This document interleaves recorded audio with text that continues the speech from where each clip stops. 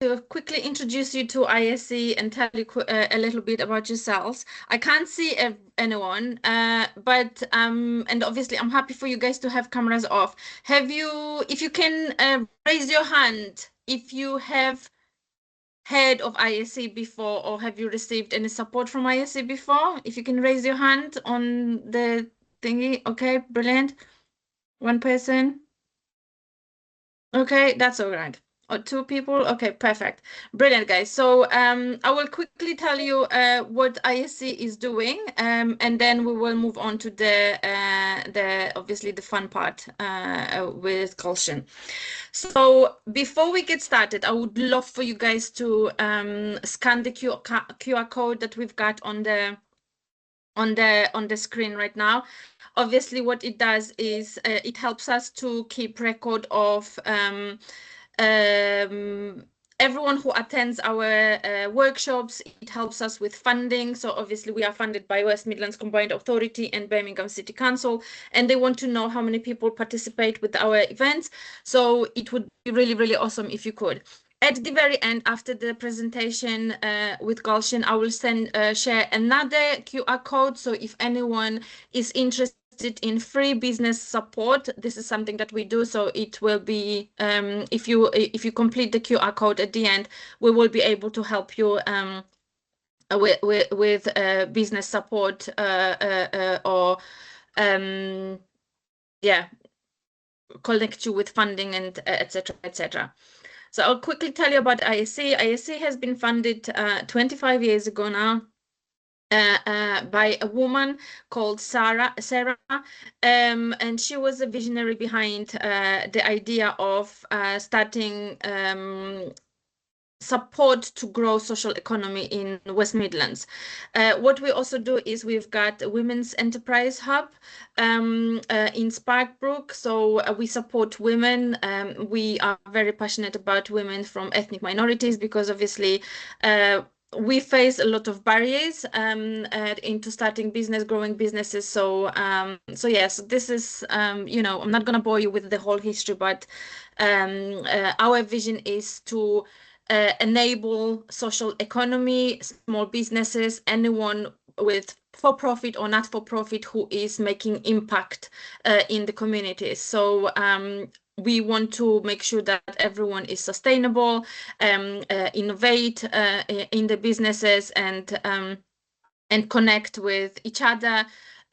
Obviously, or we connect people with other opportunities. So we are working very, very closely with Business Growth West Midlands, the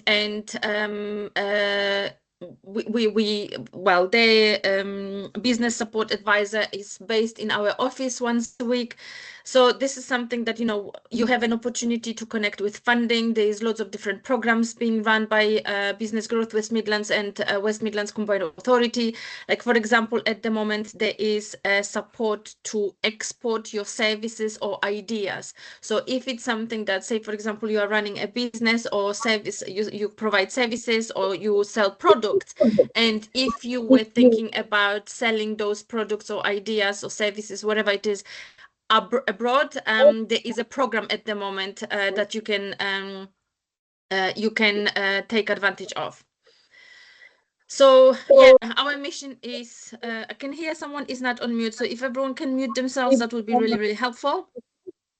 Our mission is to enhance social economy by enabling organizations that deliver social value to grow, innovate, and inspire transformation. Our values is about inclusion, obviously a well-being, collaboration, and innovation.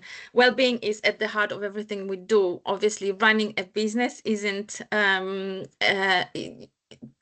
it sometimes it can be quite stressful, and especially as business founders, owners, managers, directors, we put ourselves last. So it's really, really important, and it's something that we are very passionate about. And we are actually running a program workshop next year in January about well-being in business. So please visit our website for events that we do. We've got one coming up next week, which was focused on funding. And this is in person in our office. And like I said, in January, we are running something about well-being in business.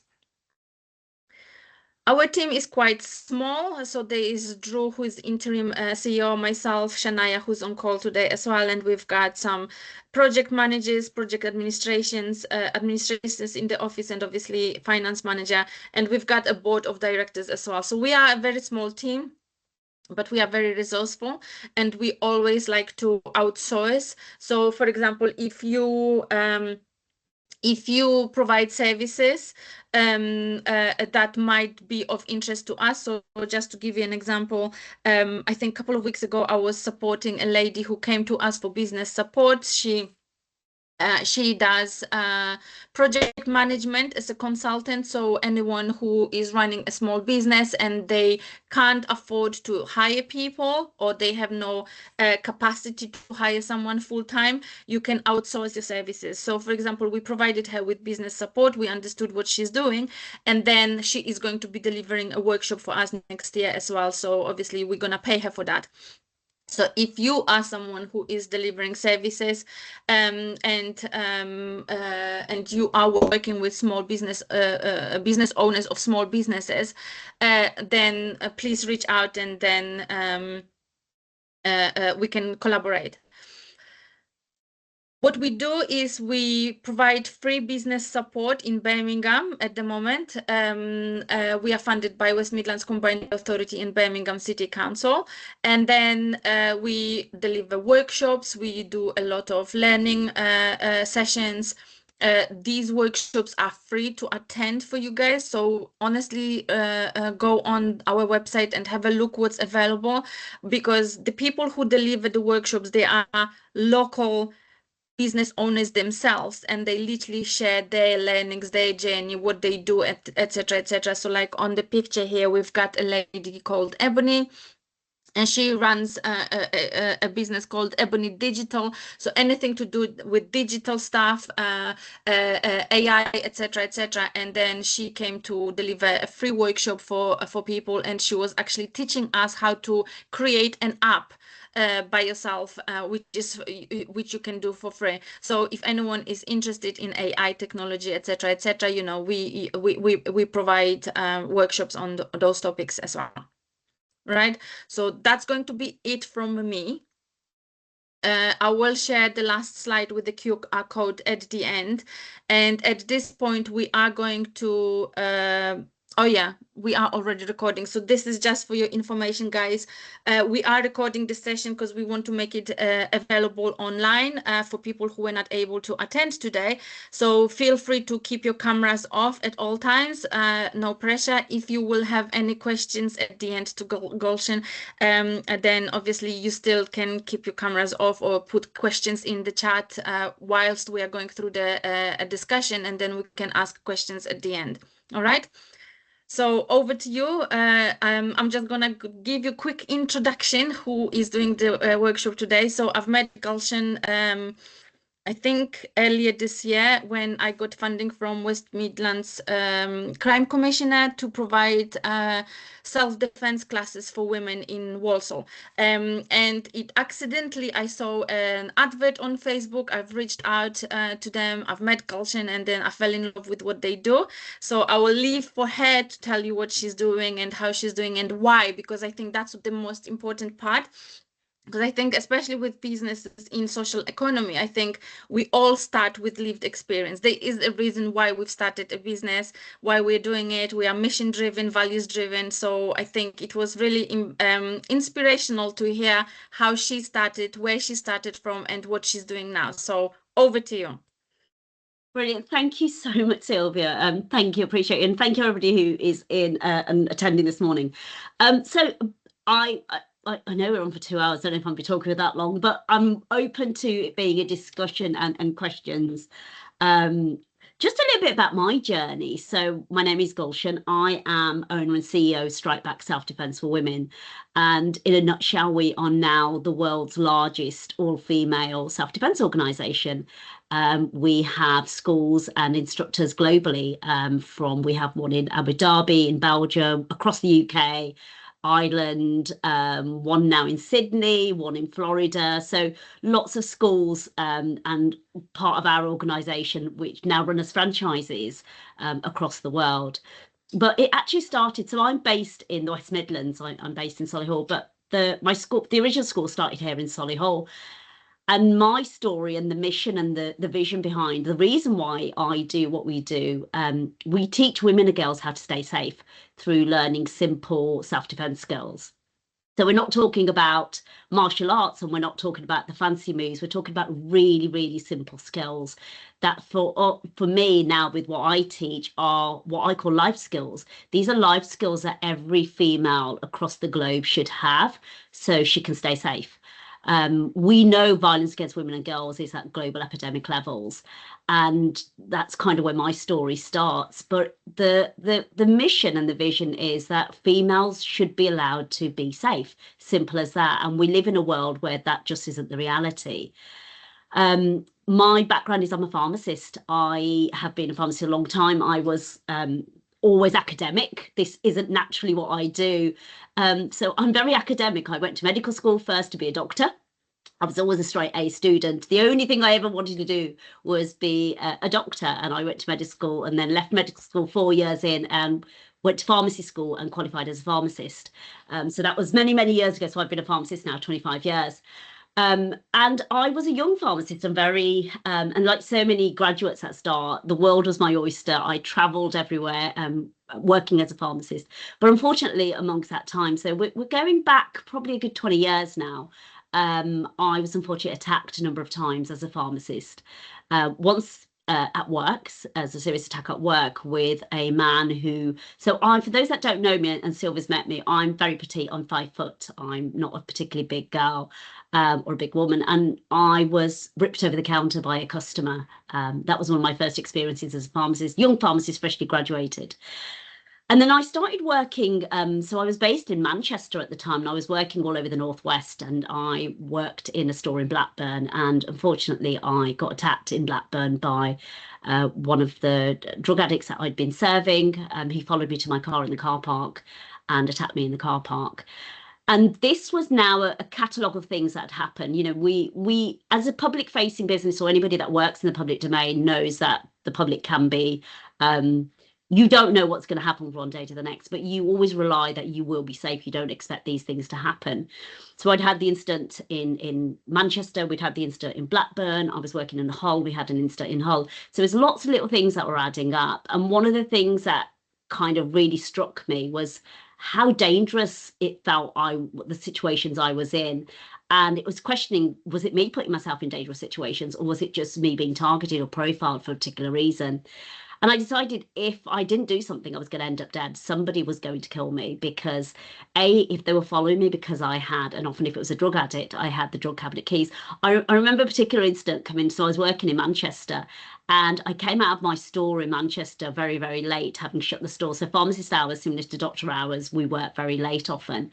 And I was manning at the time what was a clinic and an infection clinic. Came out, and there were three people sitting on my car bonnet. I kid you not, they were sitting on the car bonnet. And I looked at these three people. It was pitch black, it was dark. I parked my car in a car park, which in the day felt like a very safe space.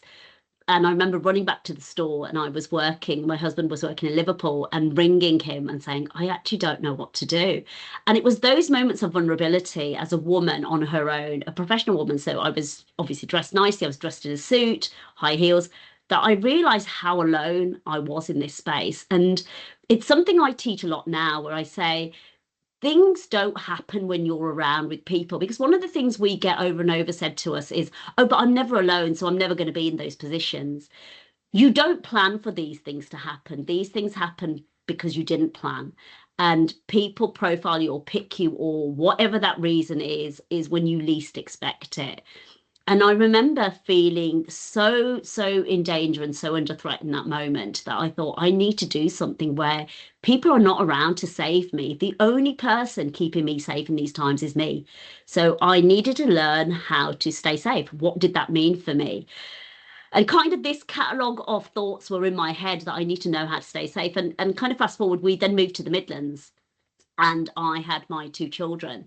And I was out one day with my youngest was less than a year old. He was in the pushchair, and my eldest was 2 years old, 3 years old, holding my hand.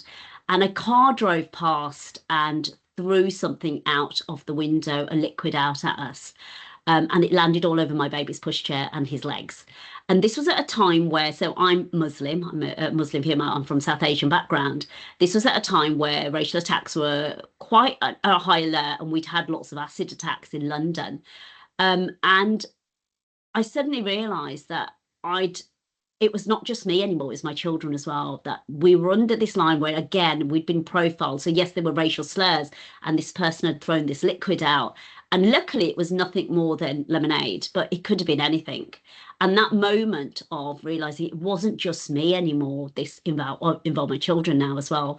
And I was the caretaker, I was the caregiver, I was the one taking my children to clubs, after school clubs, often in the dark, going to football, or for my younger one, dropping them off at places. That the only person keeping these children safe was me. And if I couldn't do that, then we were going to be in trouble. So I started to look for a way to keep safe. And I started to learn Krav Maga self-defense, which at the time was very new to the UK. There weren't many clubs, but it was, again, a very male-centric, lots of men in there, taught by a male instructor. But I went in and I decided I needed to learn how to stay safe. And that's really where the journey started. So when I started learning self-defense skills, and these are not martial arts, but basic self-defense skills, what to do if somebody approaches you on the street, what to do if you feel in danger, what can you do if you feel somebody's following you.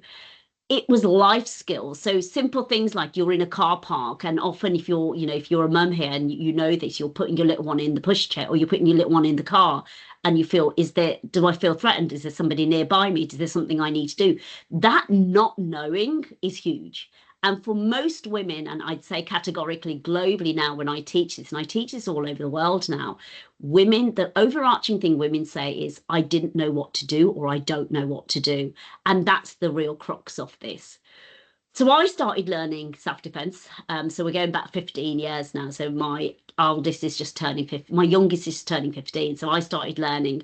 And women in my circle from all walks of life, whether they were doctors or nurses or pharmacists or just women who were friends, started sharing their stories that this happened to me, or I've been in this situation, or do you know, I was attacked, or my mum was attacked, or my sister was attacked. And women from across everywhere were suddenly sharing their stories in a space where up to now, this was something that was never talked about. Everybody that had a story, it felt like it was their story, and it was something they never shared because they thought it only ever happened to them, for whatever reason that was. And very quickly, these women were saying to me, I love what you're doing. I want to learn this, but I don't want to go to a mixed class where there's lots of men. I don't want to go where there's a male instructor. So whether it was because it was cultural, religious reasons, or trauma reasons, or their own personal history, or they'd been in domestic violence, they didn't want to be in an environment which was judgy, or there were men, or there was somebody else that was going to touch them and teach them, that they didn't feel comfortable. And they were starting to say, will you teach me? I want to learn from you. You know this now, you teach me. So my background as originally at medical school and a pharmacist, I like to do things properly. I don't do things by halves. And I was like, if I'm doing this, I need to do it properly. I can't do half a job because this is people's safety on the line. So I then put myself through a qualification, become a Krav Maga instructor. I'd kind of reached my black belt level by then. I was at that level where I could qualify as an instructor. And I qualified as an instructor, and I opened up Strike Back Self-Defense for Women. And it was born here in Solihull. It was the first class we ever ran was here in Solihull. And it was a safe space that women could come and just learn some basic skills. So when we talk about self-defense, we're not talking about the fancy moves you see on YouTube. We're not talking about the fancy things you see choreographed on television. It's not the martial arts movies. It's the really simple stuff that, what do I do as a woman? And again, as a petite woman, if I have somebody, and I'm going to say when we talk about threats, categorically and statistically, it's for women usually a man. We're not saying it doesn't happen the other way around, but statistically, it will always be a man versus a woman as opposed to the other way around, especially if we talk about strangers. It's going to be a man who's profiled you for whatever reason it is that day, whether it's the way you look, whether it's the way you feel like an easy target, whether it looks like you're not going to make a fuss, whether it looks like you were just somebody who's going to be more easier to control. And for women, it's that not knowing that keeps them unsafe.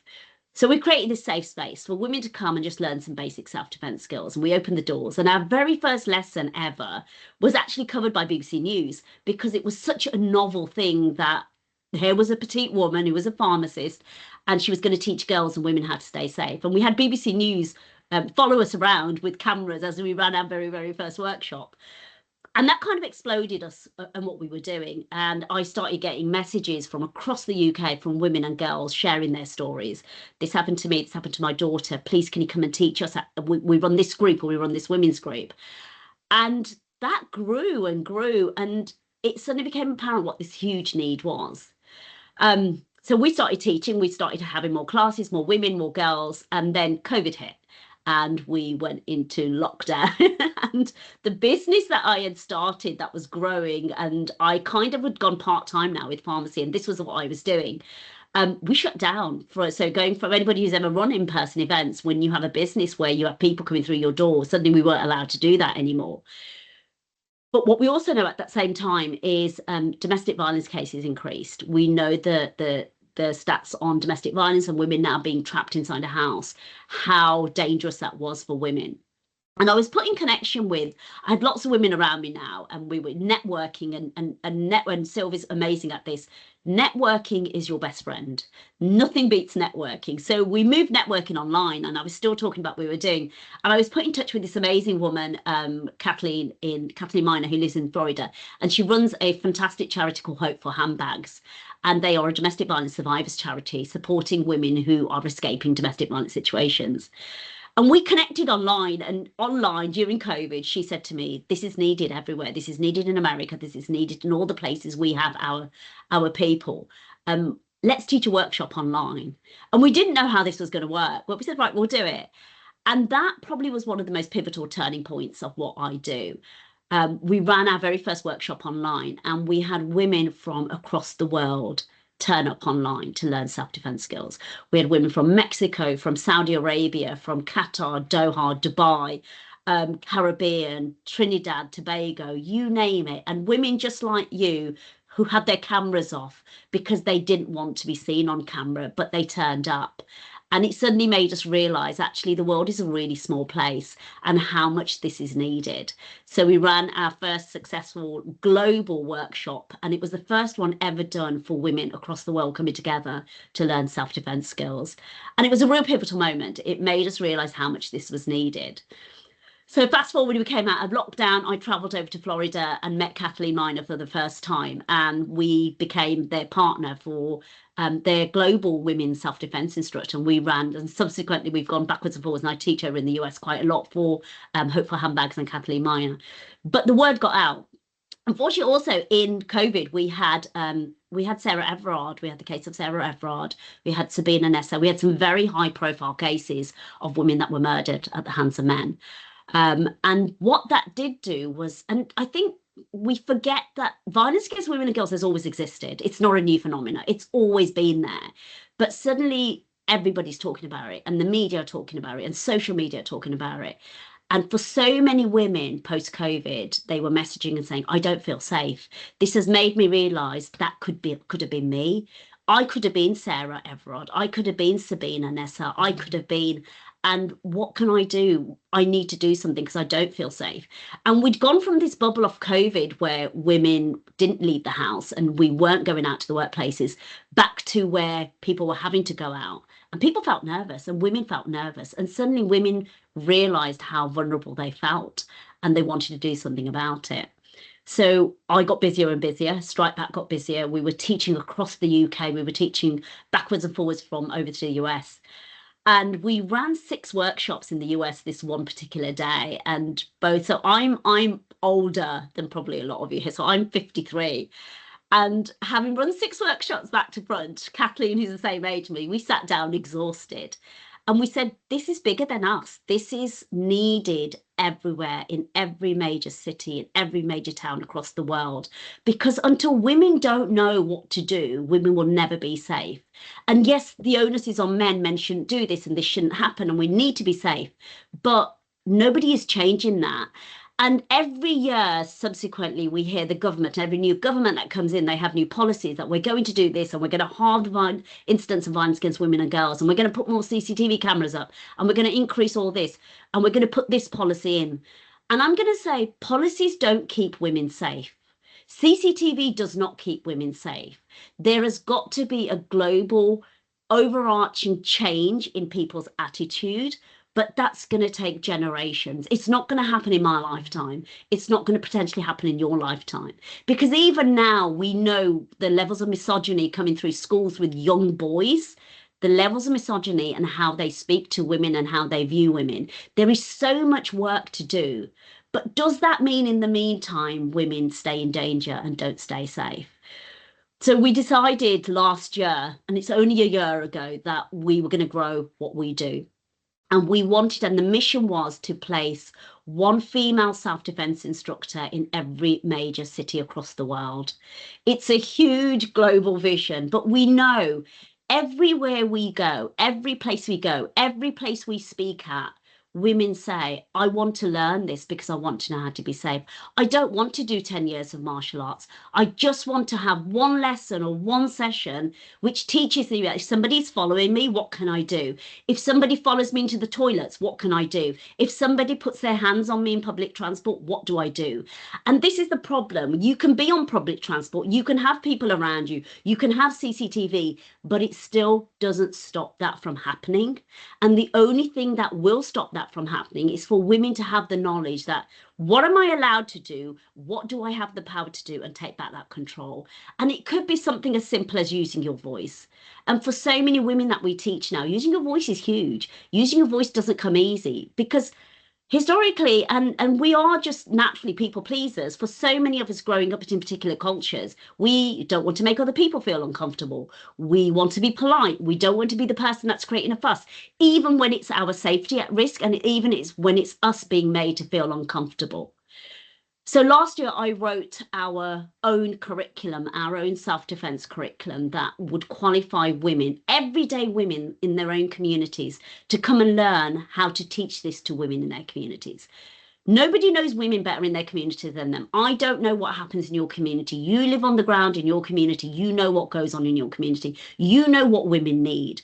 So my mission is to enable women to go and teach this in their own communities. And the more women we have teaching this, the more women we keep safe. And that is literally the domino effect and the ripple effect we're trying to create. So globally, our mission is to have one female self-defense instructor in every major city across the world. We started a year ago. In a year, we have now 35 instructors and we have 16 schools globally. And each of those schools has one or two instructors that are then going out and teaching in schools and teaching in colleges and teaching in universities and teaching in DV shelters and teaching right at the grassroots, at the heart of where their community lives, and reaching out to women, whether it's in Urdu or Punjabi or Polish or whatever language that community needs. But these are everyday women. These are women just like you and me. These are not fancy women who do these. Our oldest instructor is 72. Our youngest instructor who's in Wolverhampton is Demi, and she's 19. So it's women across the board, women that when they walk into their workshops, look at them and think, you look like me, and if you can do this, I can do this. Women are so much more powerful than we're led to believe, or we're made to, or we convince ourselves. And when we put women in a room together where they can share stories and have a safe space and talk about their experiences, the empowerment and the level of confidence raised in that room, the women that walk into that room are very different from the women that walk out. And Sylvia's been privileged, and I'm so privileged because Sylvia trusted us with her community. And Sylvia will speak herself, the women that leave that room after having done our workshops are so different. We don't teach everything we teach is within the law, self-defense. So now we're teaching in the US and we're teaching in other places, the law changes, but within the UK, absolutely everything we teach is allowable. And we teach the law because so many women will say, but am I allowed to do this? I was told if I do this, I'll be in the wrong, or I'll get arrested. And that keeps women small. And for far too long, and this isn't a male bashing arena, but for far too long, women have been kept small because they're not given the knowledge, they're not given the invitation, they're not told what they, and given that power. Women are powerful, but for so long, we're dumbed down and we dumb ourselves down that we can't do it. But I'm not strong enough. I am telling you, I am 5 foot. I can take a 6 foot plus man down very, very easily. Do I want to? No. But when I have left with no options and I've got nowhere else to go, I'll do it. And that's what we teach women. We will teach you how to use your voice. We will teach you how to get that control back. We will also teach you the physical skills, which I will always say are the last resort. You know, everything else we talk about, the awareness, the knowing what's going on around you, learning to read people's body language, learning to understand how violence happens so you could potentially avoid it. But if it's not avoidable, knowing that I need to survive this and I need to go home to my children and my family. And that's what we teach. We teach women how to keep themselves safe because in a nutshell, nobody else is doing it for you. Every time something happened to me, I was on my own. My husband wasn't there, my sons weren't there, my partner wasn't there, my dad wasn't there. It was when I was on my own. And that's when the not so I hate to say it, the bad things happen. The bad things do not happen when you are with your partner and you think you're always going to be safe. So for us, this is, and for Strike Back and for what we teach, it's saying to every woman out there, go and learn some basic self-defense skills. Whether you have an hour, whether you have 2 hours, whether you have 6 hours, whatever you have, give yourself the gift of safety, invest in yourself to go and learn some basic skills, and then go teach this to your daughters. So your daughters know how to be safe and they will in turn. And that's how we create that generational change for women, that they have that power and they take that power back. And in the meantime, we are doing the work with men and we're doing the work with boys and we work in schools. But that has a long, long time to come. That's a lot of generations that need to change. I come up against it all the time from men, from boys, you know, discounting what we do and say what we do. But for every woman that trains with us and for every woman that runs and comes to our workshop and walks out a different woman, we know that's a woman that's safer, way safer than she was a week ago. Or it will change your mindset. And it's the simple stuff. So my invitation to you is take back your power, take back everything you already know, and just allow us to teach you how to get that control back so you can be safe. And then go spread the word, go teach this to everybody you know, to go spread those skills out. So no female ever has to fear walking home from work. No girl ever has to worry about how she walks home from school. So we don't have to keep looking over our shoulders because we don't know if we're going to get home safely. So things like walking with keys in your hands is the thing of the past. Things like carrying heat spray because you're so scared is a thing of the past. It's just the basic stuff and the basic knowledge. So that's where we are. We started from I guess from my own pain and from my own power of not knowing what to do and not feeling safe to where we are now, which is a global organization. I am so fortunate with the women I have in my circle and the people that I have around me. We have 2 investors now. We have one huge global investor that we will announce in January. And it's a life-changing investor, which will take the company and the organization to a level that I could have only have dreamed of when I first started this 7 or 8 years ago. And it's exciting and it's amazing and it's hard work. I'm going to say it's not easy, it's hard work. But I wake up every morning so grateful and so humbled with the work that I do. I wake up every morning and I don't do pharmacy anymore. So this is my full-time job. Every morning I'm grateful because I know we make a difference to women's lives and we know we're saving women's lives. And that for me is the mission and the passion and what keeps us going. That's cool. That's like obviously I had this story before, so but it's still like amazing to hear it again because it's so inspirational. From for people who are on this call, what would you say would be the blueprint to scaling your business, like opening new locations? Obviously, I think one thing that comes across really, really clearly how important having a mission is and having that big vision, like what is it that you want to achieve and why you want to do it in the first place.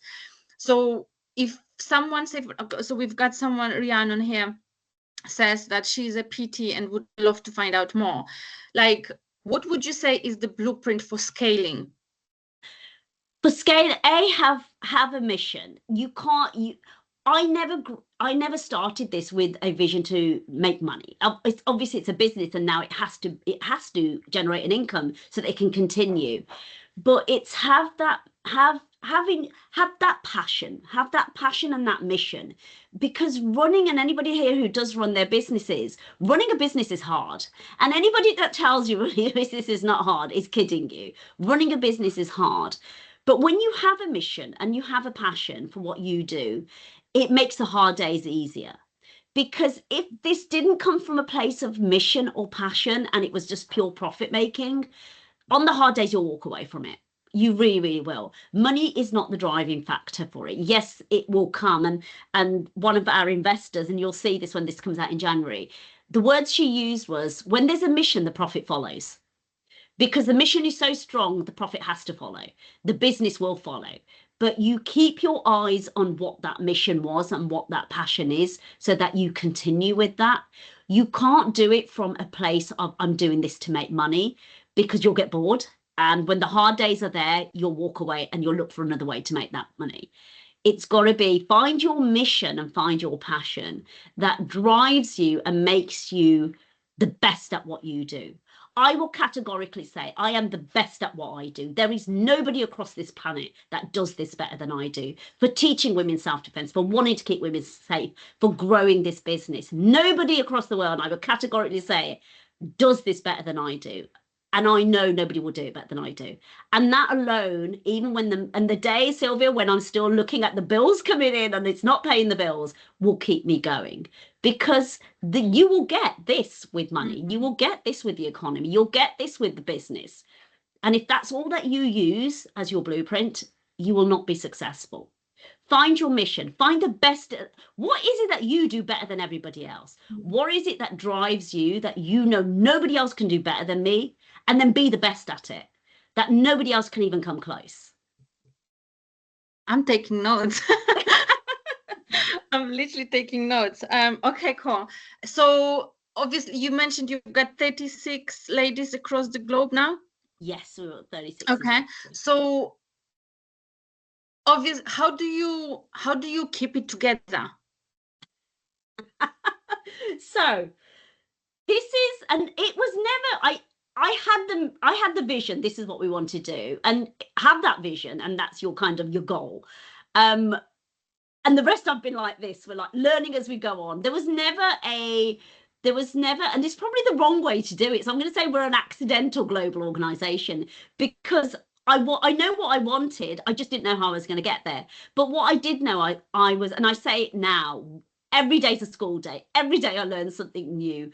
And don't be scared of that. Do not be scared of learning and doing it as you go along. Anybody that tells you they've got it together is lying to you. I'm going to be honest with you. Anybody that tells you they've got it together and they know exactly what they're doing doesn't. There's days I wake up and I'm like, what the hell are we doing today? How are we even getting this together or doing this? But we do.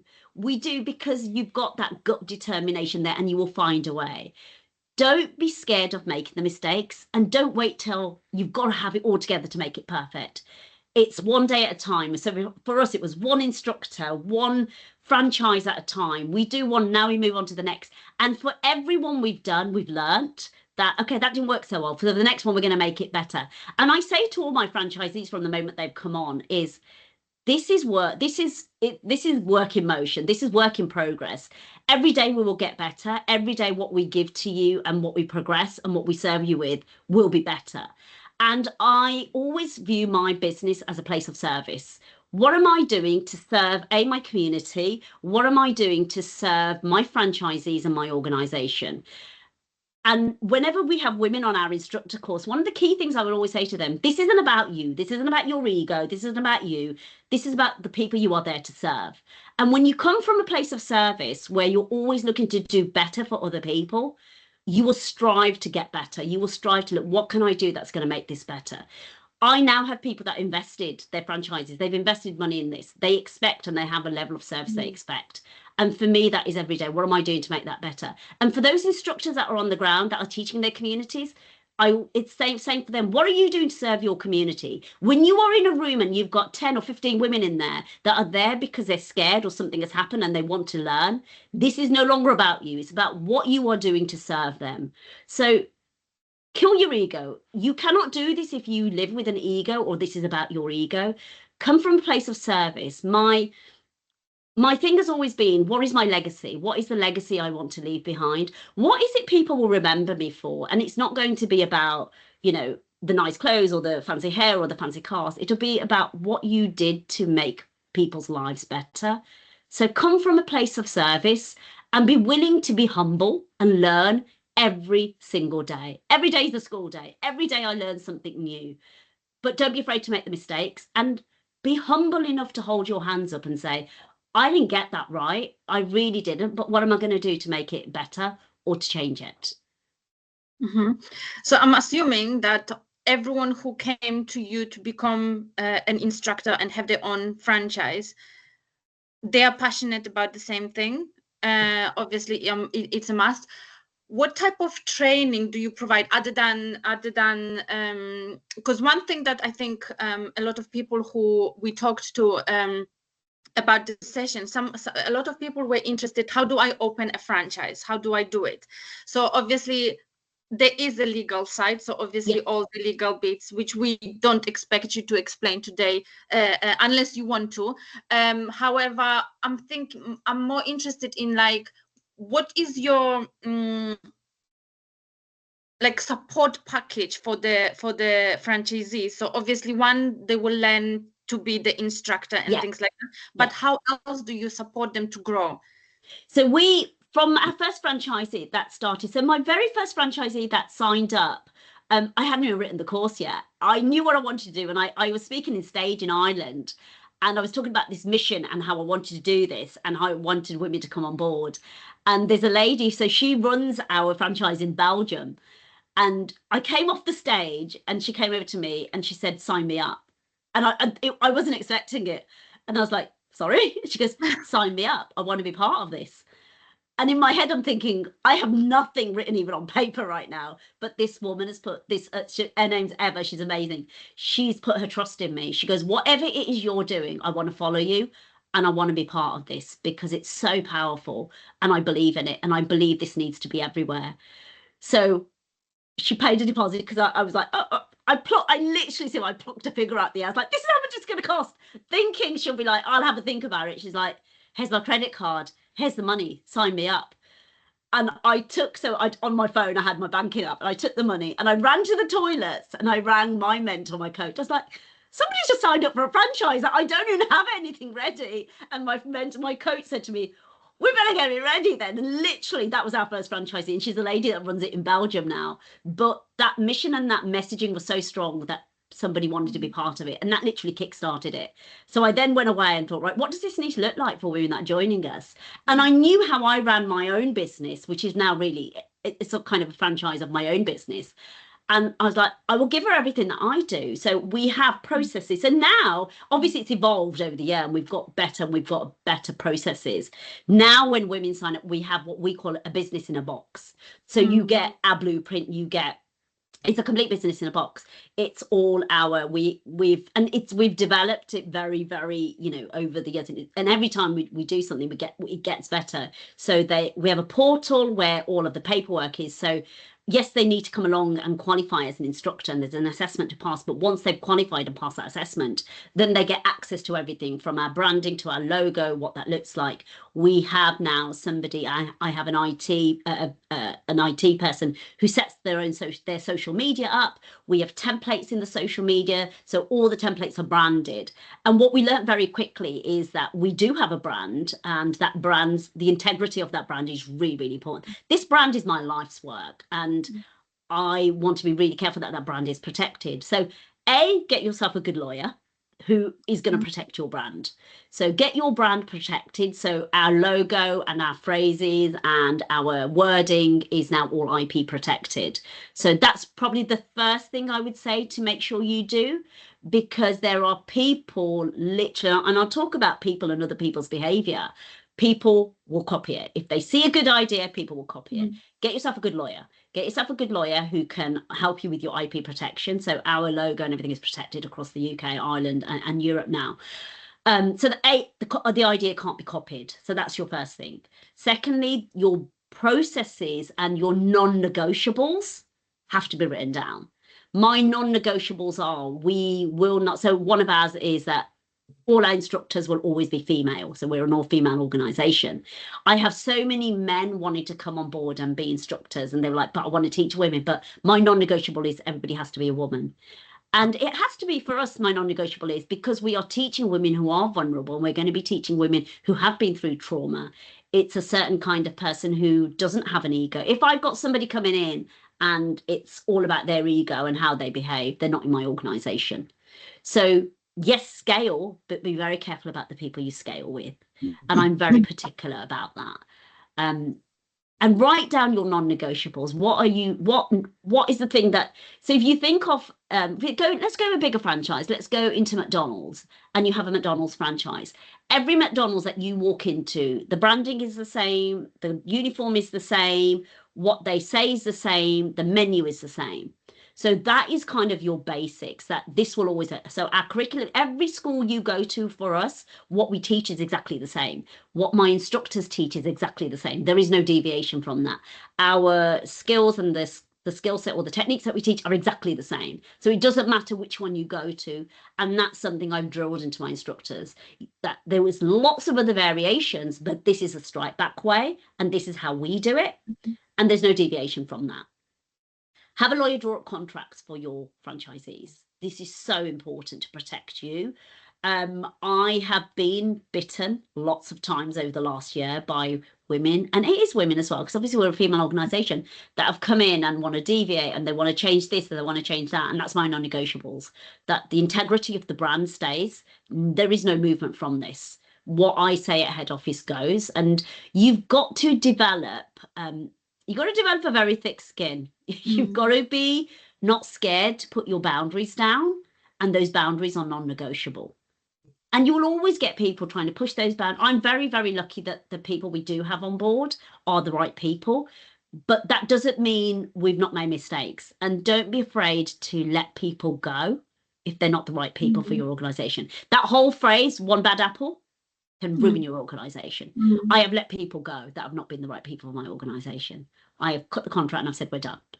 And do not be scared to do that, to protect the integrity of your brand. Was it expensive to protect your IP? No, it's not actually. The lawyer is probably the most expensive. That's going to be your biggest expense. Get somebody who understands your business and is mission driven with your business, and understands the ins and outs of your business. And I got very lucky. I looked at lots of lawyers first, and they just didn't feel right. Trust your gut instinct. You will know who the right person is. And the lawyer, the gentleman we have now, is brilliant. He understands the brand. He understands franchising. So a franchise lawyer is going to be really good. He understands how it works. He gave us lots of great advice about what to do, what not to do. Ultimately, it's your decision. But have somebody who understands how franchising works, and how the actual protecting the IP itself within the UK and Ireland isn't expensive. It really isn't. You can do it yourself. You can trade. So the first logo I've trademarked myself before even having the lawyer, because I just knew that we had to protect the logo. So do get advice on it. Find yourself a good franchise lawyer. It's not cheap. I'm just going to say it's not, just even drawing up contracts. So we had multiple contracts that have changed and evolved. That part isn't cheap. But once it's done, and it's the best investment you'll make for your business, because it's what will keep your business safe. Okay. Let me just think about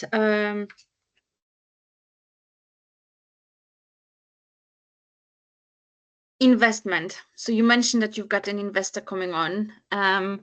How did that happen? So we're not allowed to say anything yet, but we've signed lots of NDAs. Visibility. Okay. Yeah. Nobody shouts about my business more than I do. I'm fortunate now I have franchisees, and they all shout about the organization as well. I have two investors. So one is my own coach, my mentor, Leona, who actually who's one of my closest friends now, but has been with me since the day the journey started. And on days before we were franchised and I was just running it by myself, on days when I wanted to give up and go back to pharmacy because I had a perfectly well-paid job, which was paying money and paying the bills. And I could have walked away so many times because it's hard. And I'm just going to say, ladies and gents, running your own business is hard. Anybody that tells you it's not hard is lying to you. And if you are going to walk into this thinking it's going to be easy and it's going to be an overnight, because people say, how are you an overnight success? And think you're going to be an overnight success, has no idea what they're talking about.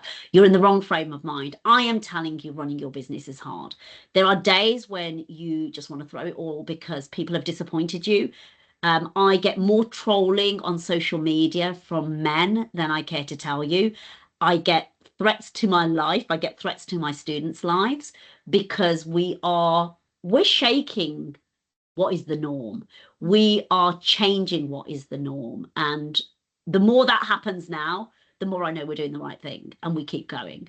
So brace yourself that not everybody will agree with what you're doing, but find the people that do. And so my particular coach and mentor, Leona, she, from day one, when I first started this, and it was just my own school, and there were days when, COVID hit and we weren't making any money. And she was like, you can't walk away from this. This is too important because you're the only woman I know that does this and keeps women safe. And if you walk away, who's keeping women safe? And that kind of mentality. And then we grew and we grew and we grew. And then last year, she said to me, I don't want to be your coach and mentor anymore. I want to be a partner in your business. I want to be alongside you on this journey, on the highs, on the lows, and everything. So she was our first investor. And then through that visibility of growing, and the trajectory of this business literally over the last kind of 15, 16 months has been insane. This is not normal trajectory of a business. To get to 16 franchisees in a year is insane. So it's been a very, very, very fast learning curve, but it means we've also been everywhere. We've had that visibility, and it was the visibility that led the investor to us and literally picked up the phone and said, I want to be part of what you're doing. We'd love to know more about it. Sorry? Is it a woman as well? It is a woman. It is a woman. We had, and you'll see when this all be announced in January. We had potentially 4 other male investors that I turned down because they weren't going to be the right investors. It had to be a woman. Our brand is all females. It had to be a female investor.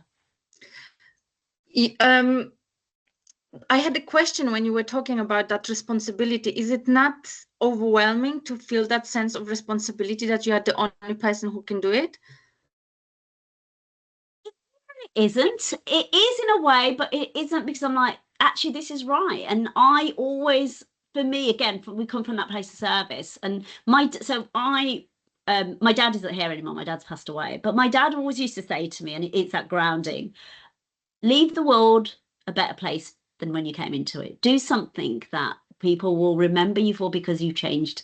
And again, it's not about the fancy stuff. It's not about the money. It's about, when I'm not here, what's that legacy that I have 2 sons, I don't have daughters, but what will your daughter remember you for? And what will her daughter remember her grandma for? What was it that she did? What was the impact she made on people's lives? And that has kind of always been my philosophy. So whether it was when I was going to be a doctor, whether it's going to be, I was going to be a pharmacist, in my head, my dad had always, and we sidetracked, but he was literally one of the kindest human beings I've ever known. My dad was the kind of person who would see a homeless person and would bring him home. And I'd wake up in the morning, go for breakfast, and there was a random stranger sitting at our breakfast table because my dad had seen him and he'd brought him home and had given him breakfast. And I grew up with that kind of philosophy, that do more for others than they do for you. And that was a really important anchor for me. And on those days, it's like, actually, yeah, I have something that others can't do. And that's my gift that I do want to share. So yes, overwhelming, but also no, because it's also a driving factor that actually, no, I am going to do this because nobody else is doing this. And if nobody else is doing this, and I'm a huge believer, whether you are spiritual or not, that you have a role in this. You were put on this earth for a role. You have a role in this life, whatever that is for you. And it's a gift to be alive, and it's a gift to be on this earth. So what is it you're going to do to share that gift? So that's always been my kind. So no, it's not overwhelming in that sense. It's been overwhelming in the sense like, there's such a big job here to do. How are we going to do it? It's always been find that way. Let's see how we're going to do it. Wow. Guys, I would like to invite you to ask questions. please, if anyone has any questions that they would like to ask, they are curious about how to do a franchise or how to scale, how to open new locations, I'm happy for you guys to stay off camera. If you want to unmute yourself or raise your hand, please ask any questions that come to mind. From me, I'm thinking, is it all franchises or do you have locations under yourself? So we're not all franchise. We have two models of investment. We have, so the franchise is our higher investment level, which obviously comes with the expense, franchise. So franchising, and listeners know, has costs associated with it. So you've got the initial cost, and then you have franchise fees that continue. So for our franchisees, there's after year one, so we run it as a 3-year contract. So after year one, there's fees associated with being part and using the branding name, but also there's the benefits that go with it, that you get that visibility of the brand, you get continuous ongoing training, you get to use all our processes. Every time we make a change and make it better, you are part of that. You don't have to pay more for it, but you're part of it and you have that advantage. So as a business, you grow with us. As we grow, you grow and you benefit. We also have our certification only model, which is if you want to go and teach, for us, if you want to go and teach this because you feel the passion for it and you know it's important and you want to do it, but maybe you're a PT or you're a yoga instructor or you have a gym and you want to do it under your own brand. For us, the ultimate mission is to keep women safe. And we don't want that to be a barrier, that we don't want the investment level or not wanting to be part of our brand to be a barrier. So we will teach you how to teach this. You get certified with us and you can go off and teach it on your own. So you don't get to use the branding. So the branding is protected just for our franchisees, but you do get to get the skill set and get the qualification so you can go and teach it. And that has a lower level of investment. So we have got the 2 levels of investment. What we found is, so we're a 50-50 split. So we've got 16 franchisees and kind of 17 now instructors. A lot of women that came on board originally just wanted to be the instructor and the certification, then stayed because they wanted to be part of the brand. They wanted to be part of the brand story and they wanted to be part of this amazing army of women collectively, globally, who we all get together and we train together and and that family feeling and that, that entity, they want to be part of it. So without even having to sell or hard sell the franchisees, women were saying, okay, I'm qualified, but actually I want more. I want to be a franchisee. I want to be with you and I want to be a franchisee. How do I do that? So when your brand and your mission and what you create is that powerful, people want to be part of it. What's the training journey for your franchisees other than becoming an instructor? Do you teach them how to do sales, marketing, and things like that? We have once a month they have a Zoom support call. We have one-to-ones. They can pick up the phone. So we have somebody in IT now who runs the IT. We've got somebody who does all the tech. So all of that support is always there. We have now an additional person who does social media training. And so if you've never done social media, you've never done reels, they can help you with your reels and your social media. Leona, who was my coach for Now Investor, she does marketing. So she's a phenomenal marketer. So how to market your business in your territory. So you get a territory. So for example, Hannah's our territory for Wolverhampton, Warsaw. So how to market in your territory, whatever that looks like. And again, it's about the demographics in your area. Does social media work best? So our instructor Hannah in Warsaw, so she's got branding across one of the main roundabouts in Warsaw. So it can look different for every territory. So it's looking at what works well in your territory, what's the demographic in your territory. So how do we market in your territory? So it's helping you grow your brand within your own area. So there is that marketing support. There's ongoing training for, obviously we teach self-defense. So for the women that are on board with us, always knowing that what they teach is to the best standard. So they have ongoing training. We have get-togethers as instructors. We have a Facebook group. We have a WhatsApp group. So you've always got that constant support, whichever side that is. And that's evolved. As we've grown and other things have come in and people want. So they all get their own strike back emails. They all get their own branding. They get their pages. They get a portal. They get all of those extra things. And that's all done. But that's evolved. And if I look back 15, 16 months ago, so it wasn't how it looks now. It's evolved and it's got better. And that's something I would say, don't wait for it to be perfect. It doesn't need to be perfect. It just needs to have the belief that what you're delivering is value. And what we charge for our franchisees a year ago is very different to what we charge now, because what we provide now I suppose the package changes. The package has changed, yeah. So if you were, because we've got someone who messaged, like, I'm at the very beginning of my social enterprise journey, but this was very informative and inspirational. So if you were to start now from the beginning, where would you start? I would, so I'm going to say, so social media is a necessary evil. I hate it. I hate social media, but I'm on there because what grows my business is where my clientele are. So find where's your ideal customer? Who are the people you're serving? Where do they hang out? Is it social media? Maybe it's not. Maybe it's small and it's within your own community. But find where your audience is and kind of start from there. Talk to your audience about what you do. And that's about consistently turning up as you and talking about your passion. Your passion is what will come through. Your passion, your people will buy from you and come to you because of who you are and how you sell your product, whatever that is for you.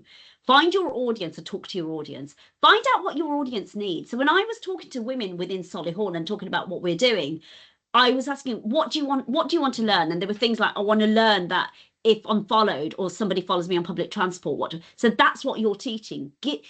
It's not about what you want to teach. It's about what your audience need from you.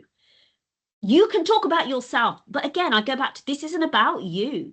If you are running a business and you are serving people and you want customers or you want to grow, find out what your people that you want to buy from, what is it they want to do? So that might be running a poll, that might be putting yourself out there, it might be even standing on a street corner and talking to your ideal demographic. So our demographic is large. It's females, it's women who work, it's girls from schools, it's all of that. Find out what your audience wants, and you may be surprised it's not what you thought it was. Okay, interesting. Guys, if you've got any questions, please raise your hand up or put them in the chat. We are happy to ask when there's something. I don't think I caught the name of the business. Where can I find more information about it? So someone wants to know more about. So it's Strike Back Self-Defense. We can put a link in. Shania, if you can hear me, can you put a link to Gulshen's website in the chat so that people can find it? Strike Back Self-Defense. I'd love to share. There's a couple of thoughts that I had in my a couple of things that I would love to put over to anybody looking at this. It's kind of my learnings over the last year. Absolutely, that mission and passion has got to be there. That's right there. If you don't have that, it's very difficult to grow that business in that way. Accept you'll make mistakes, and that's going to be one of my biggest takeaways for you. It's okay to make mistakes, but hold your hands up to it. Don't hide behind them. If I do something wrong and I've done something and it's not been great, I will say to all my franchisees, I am so sorry. This was not great. How can I make it better? You will make mistakes. It's never going to be perfect. It's work in progress, but own up to those mistakes. The worst thing you can do is be dishonest to people around you and break that trust. All of my franchisees know if there's something that I'm not doing right, I will say to you, talk to me. If you don't talk to me, I can't help you. And as you grow and you scale and your circle gets bigger with your own organization and enterprise, people will talk. Naturally, your own franchisee, people will talk. But one thing I've always said is to keep a very open line of communication. I will say to all of my franchisees that my door is open. You know where I am. You know my text. You know my phone number. Pick up the phone and talk to me first, so I can address what the issues are and the problems are. Because I'm not perfect, not by a long shot, but I will do everything I can to address it if it's something that we can address.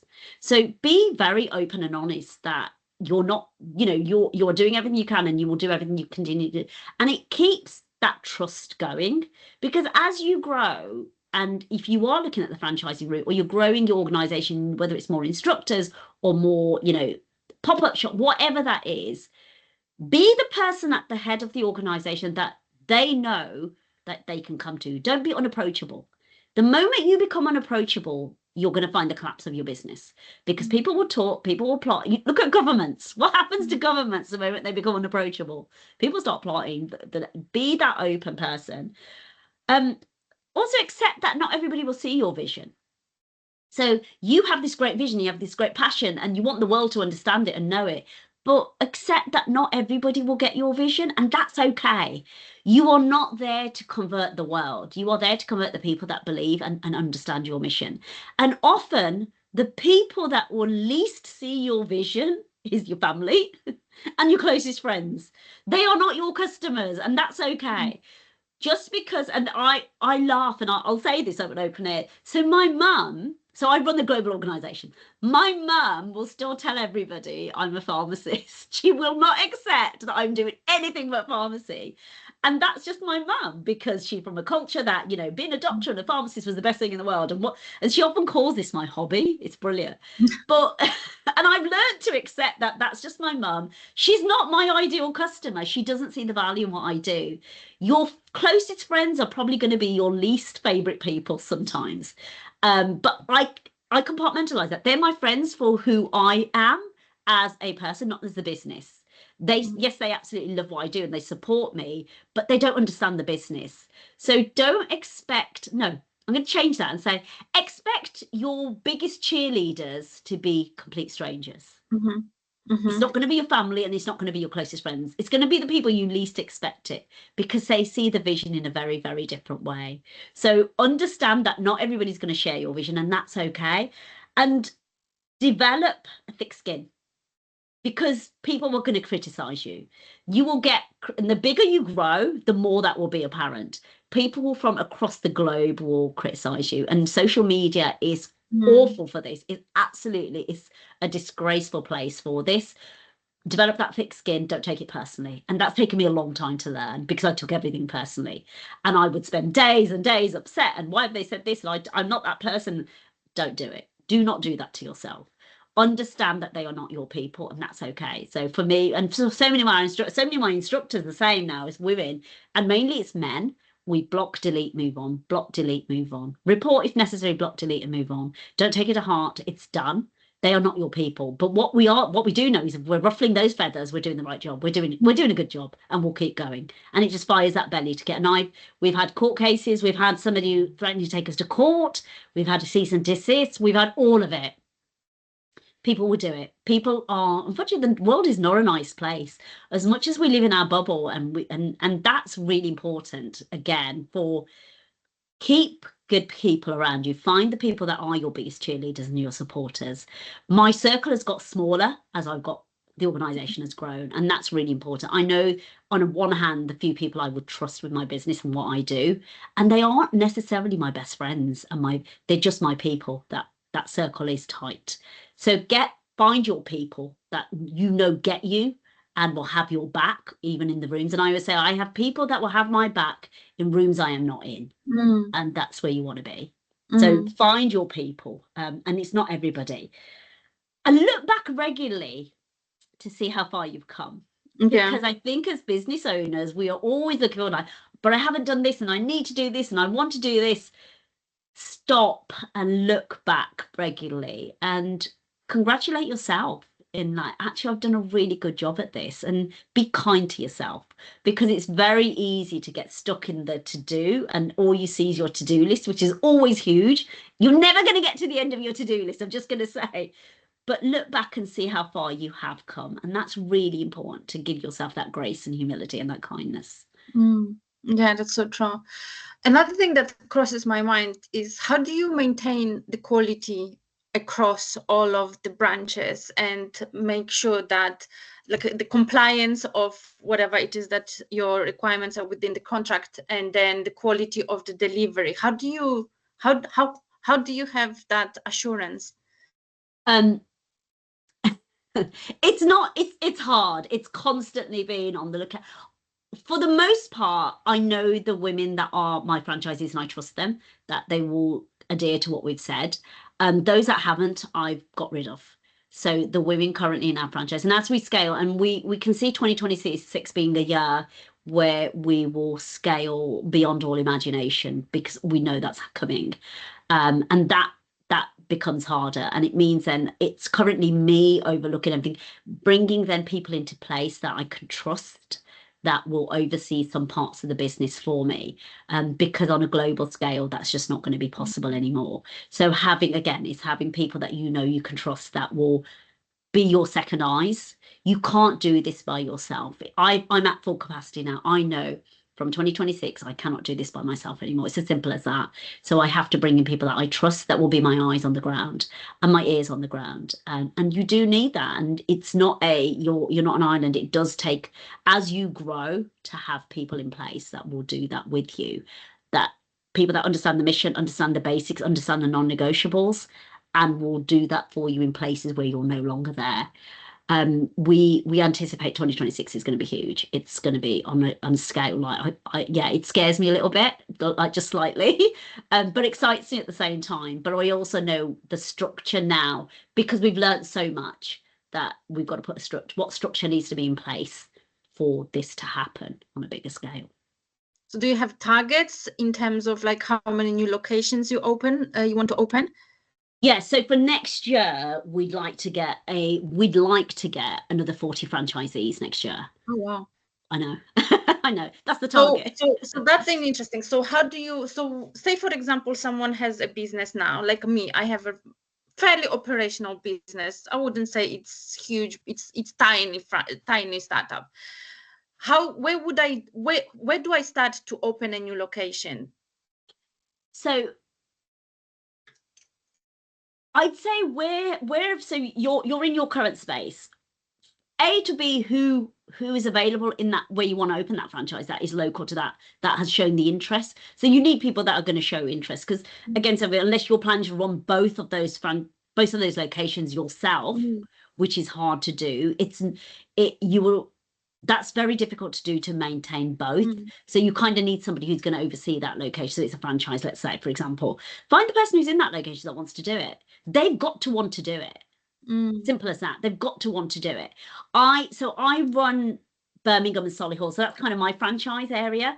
And Birmingham Solihull is huge, and I could probably do with another team of 10 instructors in this area alone, and we know our classes and workshops will be full.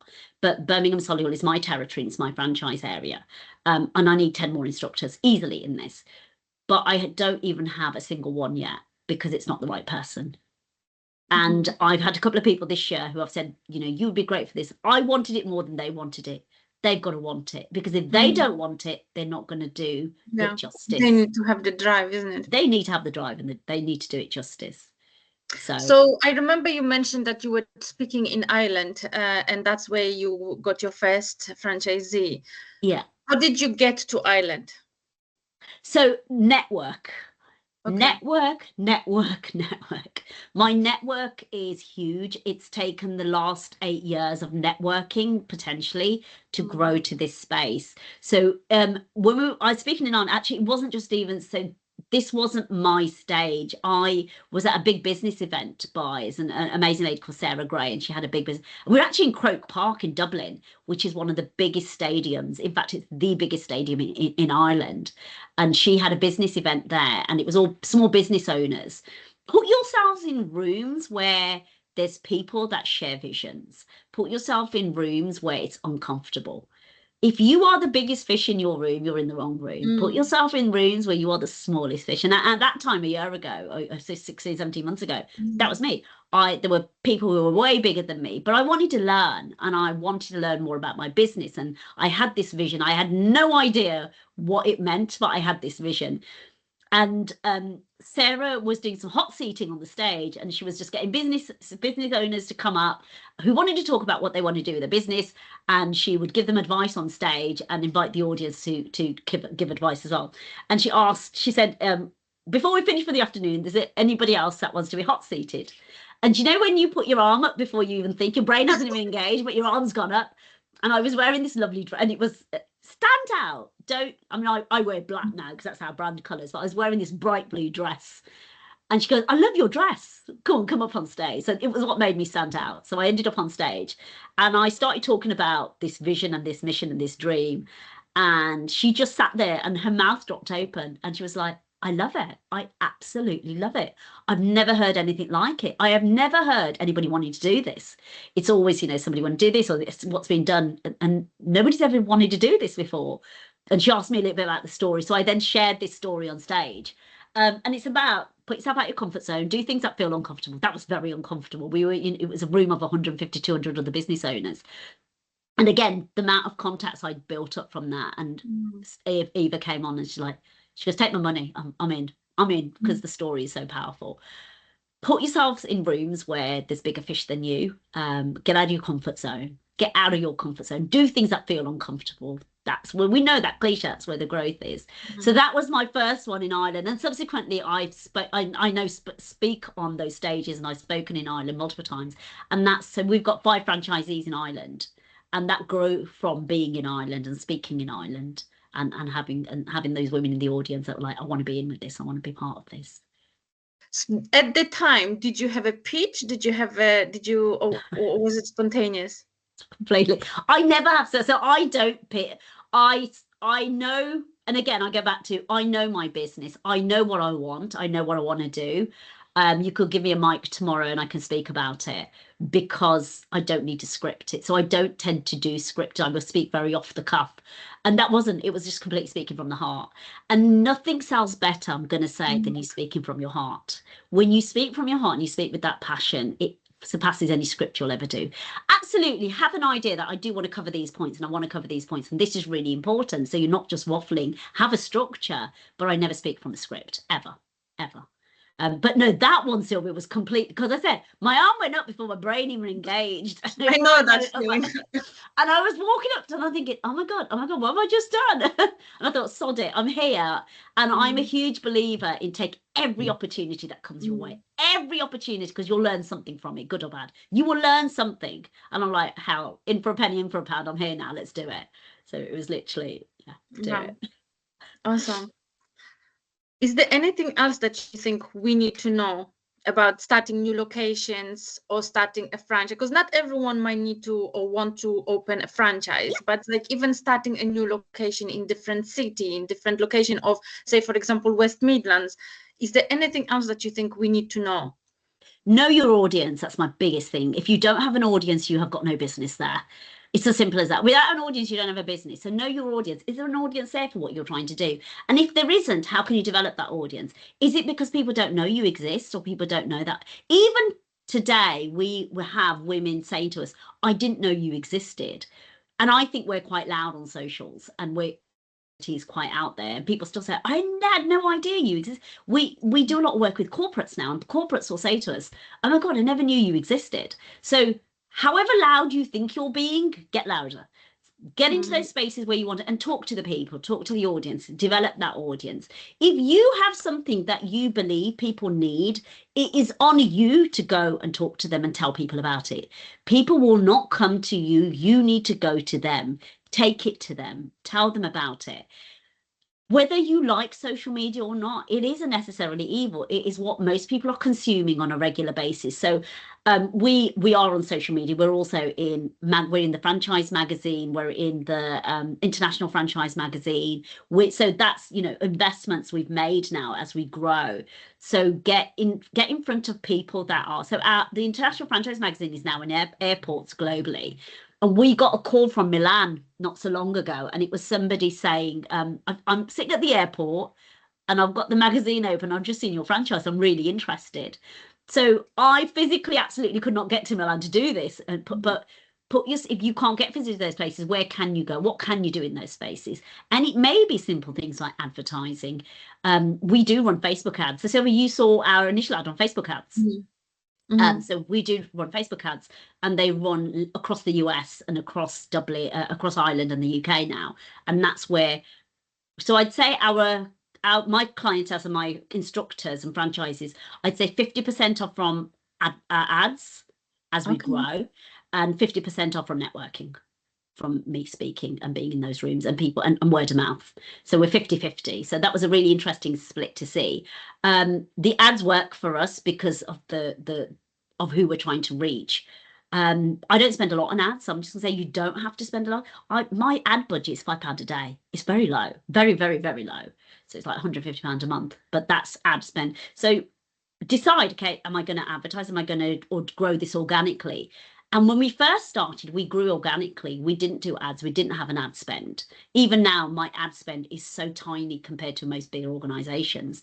And I get a lot of people who are ad specialists that will message and say, we can help you grow your ads. We can. And I'm like, okay, do it on £5 a day. And they will say, no, we can't do it on that. Well, you need more budget. But if your messaging is right, you don't need to go stupid money with ads. If your messaging is right, get your messaging right. When your messaging is right, so on £5 a day, I've grown my business to where we are. And that's not a lot of money. It really isn't. It irks me to spend on advertising, but I know that's how we get our message out. Social media is free. Social media is your friend. Talk about who you are, what you do, why it's important, what the mission is, what you're bringing to the table, the difference it will make to people's lives. And again, it's not about you. It's about what are you giving to people that will interest them. I have another question. So in terms of your franchisees, one question is, why did you decide to do franchise rather than managing instructors? Yeah. And second question is, when someone has a franchise, do they pay you a percentage out of the profit, or do you have a set fee? Okay. So the franchising part, Sylvia, was completely by accident. It wasn't planned. It really wasn't planned. I developed what we developed. And what I knew was, yes, we could have instructors in those places. So we could have instructors in those places. I know my instructors can make a lot of money in the areas they're in. So I could pay my instructors a set fee and the rest of the money comes to me.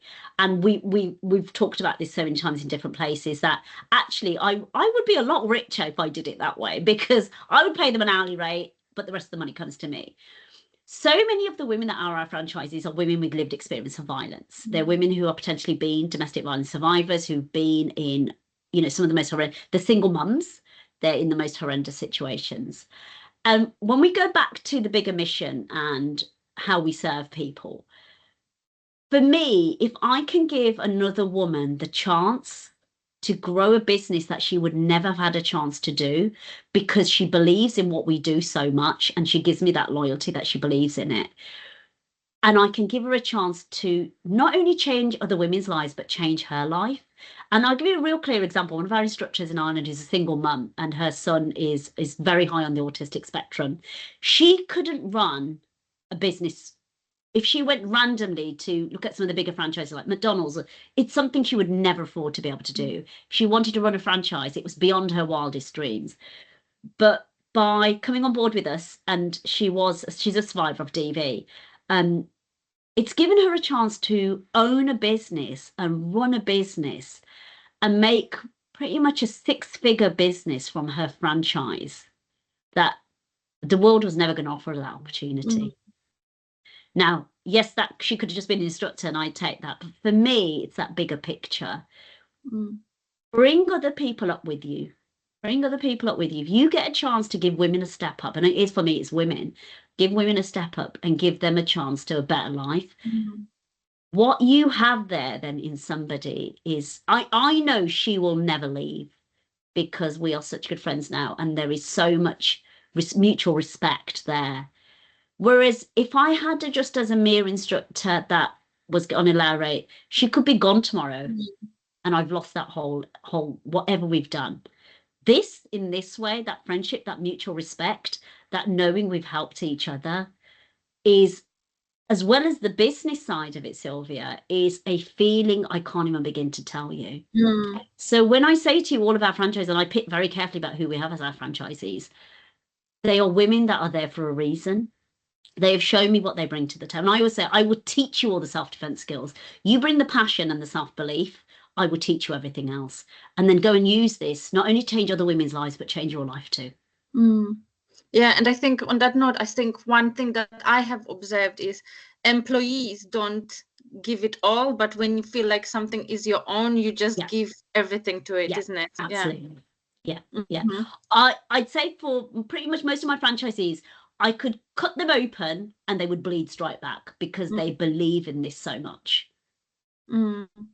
Okay, so the other question with regards to the finance bit, is it a percentage from the income, or is it like a set fee annually? So there's so many different ways you can do this, and there's so many franchise, they all have their own ways of doing it. Ours is so year one, there's no fees to pay. So you can establish and get the groundwork done and have, develop a base and a good customer base. In years 2 and 3, it's 7.5% Okay. of the income. So 7.5% royalties. Okay. And then we have a kind of renewal fee every annual, which is varied depending on what the level of investment is.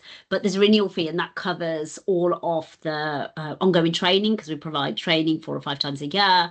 All the systems that we develop, it just reinvests into all of that again, just to keep it going. That's such a cool idea. Yeah, and it is, and the money, I always say to them, the money just gets, it's only a small proportion, but it just gets reinvested, and all it does is make the systems better for you and makes our trainings better. It means we can just make it better and better, so it just gets reinvested into the business. So how do you support people to grow? Lots of different ways. So marketing is always about, we're just having our annual reviews now for our franchisees. So end of year in December, we have like a one-to-one review, just seeing what's worked this year, what hasn't worked, what do they need for their support they feel in their territory to grow that territory. For some, it might be sales. For some, it might be like more marketing support. For others, it might be more social media support. There's things that they add on all the time, like, can we have this? Can we have this? Can we have this? So it's, again, individual, but it's what do they need and what somebody in Ireland needs.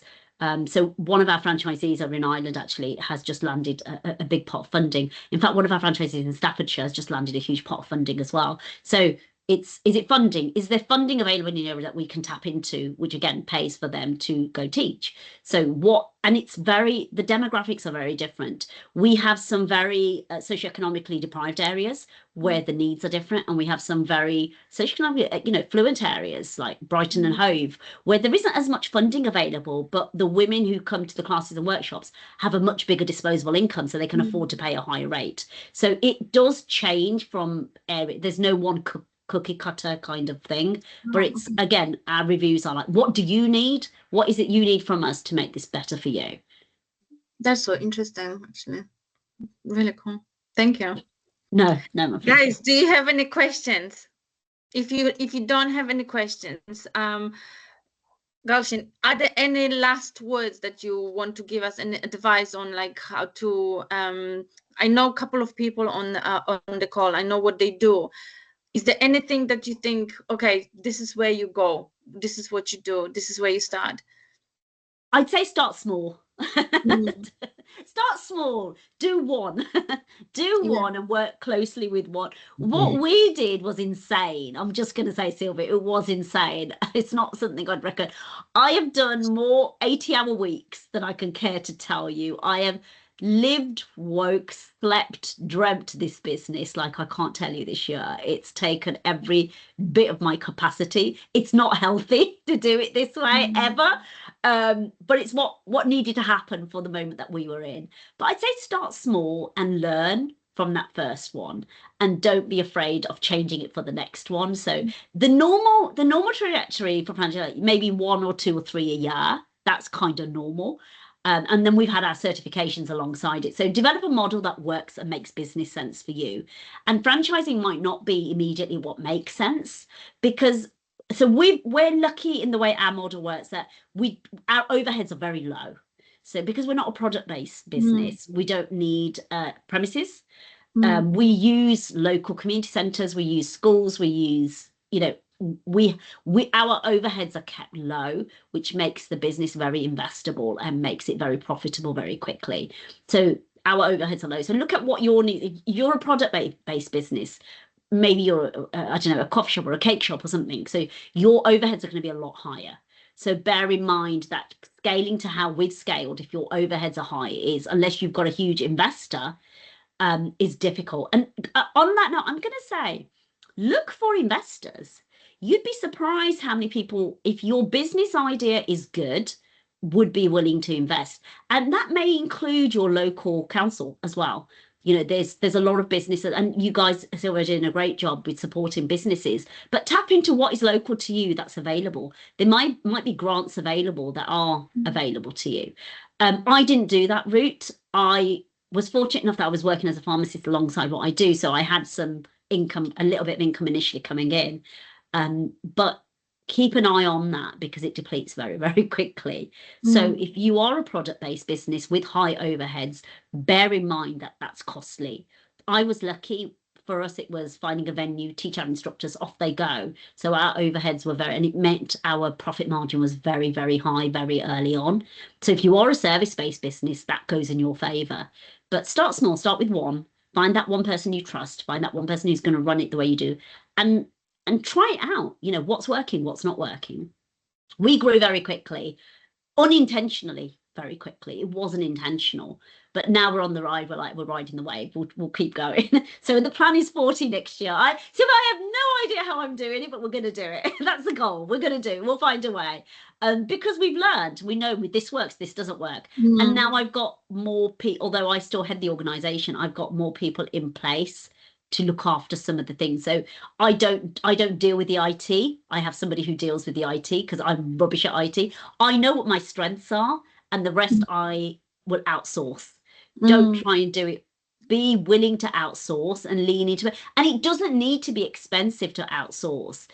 You know, one of our we use photos for some of our social media. One of our first photographers was just a college student who just wanted to, you know, grow their own portfolio.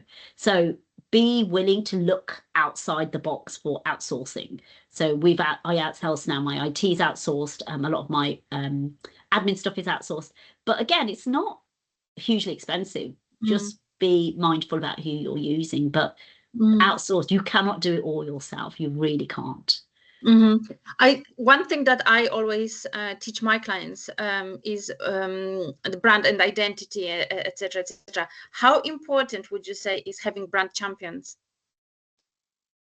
So I've been lucky. So my franchisees and my instructors are my brand champions now, and they champion it. And they will fight you to the death for the brand. I'm just going to say they believe in the brand so much they will fight you to the death for it. So they champion the brand more than, you know, anything I can do. I see them on socials now, and they're because we've given them templates, we've given them how to do social media, we've trained them how to do that, and they are posting all over the place. And I sit back sometimes and I see all this stuff coming up on socials from all our different locations. And I am so proud. I'm like literally tearful proud that they're doing this out there. They're growing this in their own ways for me because they believe in it. But I also believe I've invested in them with what I give them, and they have everything from me. And I offer that. And I'm like, you know, there are boundaries. I have boundaries that please do not call me at midnight if it's Saturday night, or this is my family, and have boundaries that this is your family time, and carve out that time that there's got to be boundaries. Otherwise people will overstep boundaries, but they know what the boundaries are. And outside those boundaries, when I'm working, they know they can pick up the phone if they need me. So they champion that brand. And it's finding those people that believe in the mission and have that passion enough that they believe in the brand. Okay. Do you have anyone who, do you have people who are brand champions who are not within the business? So my investors are going to be those brand champions for sure. My children are brilliant brand ambassadors. So they're both boys, but everywhere they go, they talk about what we do. I'll tell you what's interesting. So all of this is our kind of brand identity. It's our hoodies and stuff. My instructors, every time they step out their front door, they wear their brand identity. They've been stopped at airports. I've got pictures of them at airports with their hoodies on and people asking what they're doing. So yeah, just talking about, so my investors are probably going to be my two biggest brand, talking about what we do, and collaborate with others. Collaborations are so powerful, but collaborations have to work for both of you, not just one of you. I have lots of people that will come to me like, oh, we want to collab with you, but it's okay to say no if it doesn't serve your business from a business perspective. So decide, is this a business or is it a hobby? When I started, it was a little sideline. Now it's a global business. So I have to run it as a business. And sometimes that means making decisions that people are not going to want to hear. So I have lots of people, you know, women that say, I want to collaborate with you and this will help me grow my, but I'm like, but what does it bring to the, and I have no problems with collaborating with charities and I will always do that. But if somebody's in it too, and as you grow, I'm going to be honest, people will be lining up to ride on the coattails of what you're doing. And you've always got to keep at the forefront of your mind that, is this going to enhance my brand or is it going to damage my brand? What does it bring to the table for my brand? And it's always protecting that at the utmost. But collaborations are good as long as you both are going to mutually benefit. And that's what collaboration is. You both mutually benefit, not just one of you. So if somebody's coming to the table, they want to collaborate. It's like, what? Okay, what's the agreement? And you're running a business again. You're running a business and run it like a business. Be very, very, very careful about those boundaries. What are you bringing to the table and what's the time scale and what's that going to bring and what's the end goal for both of you? Not just, oh, this is going to be a great collaboration, let's do it. Be intentional with your collaborations. Brilliant. Thank you so much. We don't have any questions in the chat. I know someone was typing and then they stopped, so probably we answered the questions that they had. If anyone has any last minute comments or questions, please raise your hand, unmute yourself. You can stay off camera if you want to. And if not, I'm really, really, really grateful for your time. It was so brilliant and so inspirational. Thank you so much for all the lessons that you shared with us. My absolute pleasure. Thank you for having me. And for those of you that are, you know, reach out if there's things that you've not said now and you've got questions. DM me on Stripe. That's After Events. You could, my website's there and the email's there. But DM me. I'm more than happy to kind of discuss what we're doing and what we're not doing. There's never any. I'm very what you see is what you get. I'm very, very open. I'm very willing to share. And it is about helping other businesses grow. And if there's any way I can ever help anybody, please always drop me a message. It's not a problem at all. I'm always happy to share. Hi, Bridget. Hey, you're right. Thank you so much, Gulshen. That was really, really inspiring. I really enjoyed doing it, and I've already tried to follow you on the LinkedIn now. I'd love to be in touch. I do have questions, but I'm not quite sure. I haven't fully formulated them. If that's all right, I will get in touch via LinkedIn. I run a social enterprise event station. I've just seen that you're a CIC. So I do run a CIC alongside the business. So it's again, we teach the same things, but it's set up to provide what we do in places like DV shelters and in safe houses. So yeah, CIC is great. Yeah, good job. You do a good job there. But yeah, linking we're on LinkedIn as well as Gulshen Bano on LinkedIn. But yeah, for sure. Okay. Brilliant. Nice to meet you, and thank you very much. Really. Thank you. Thank you. Thank you, guys. Thanks so much for everyone for attending. Thank you for your time. Honestly, I really, really appreciate it. And I'm sure there will be more people who will benefit from this. Like I said, we're gonna post it on our channel on YouTube and share it with our network, so people have a chance to rewatch. And then happy for you to share as well with your networks and use it for your marketing, because I think there's a lot